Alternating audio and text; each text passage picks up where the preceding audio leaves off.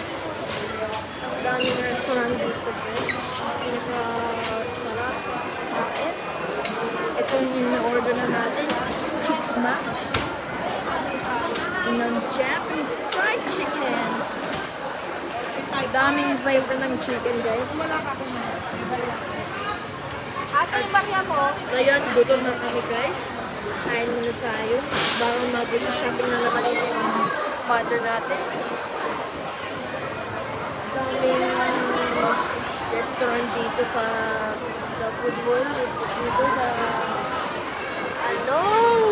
daming restaurant dito. At may restaurant dito guys. Magpunta kayo dito sa Lotte Mall para magustuhan yung pagkain dito. It's sa Bingkod Mall. Ito ang pinaka sa mall. It's sa Bingkod Mall. Ito ang mall na Lotte Mall. Ito ang pinakamasarap ng pagkain. Ayun eh. Parang pancake dito guys. Ano may cheese? Ito sabi ni Ate Lima. Pagkat pa na yung big. Hi. Cheese dito. Yeah. Sarap. Tanong, what is one, kuya? Yes. Ito Sabi, parang pancake na guys ah. Parang pancake guys. Yung may cheese. Sarap yan guys. Sarap yan. Sarap yan guys.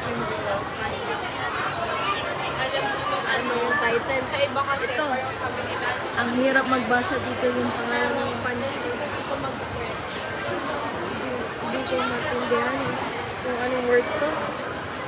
Because ito yung word natin yung pancake. Parang pancake.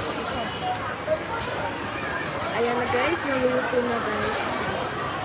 Mag-stove muna bago makumain. Ito yung muko. Parang ito. Parang ito.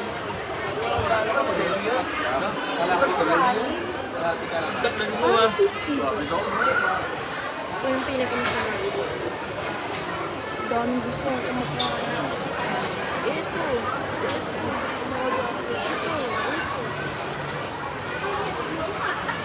Okay guys. Hindi ko masarap dito. Parang dessert guys. Ayun na guys. Magluto na. Kumain na tayo. Para gumanin tayo ng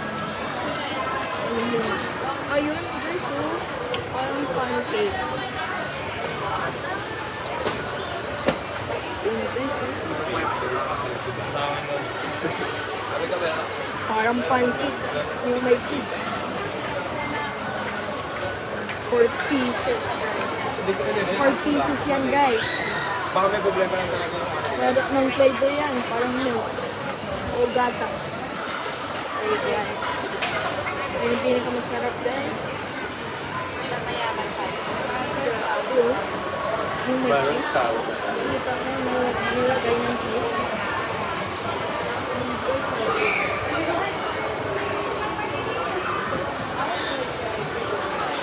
Okay guys, that's it for today.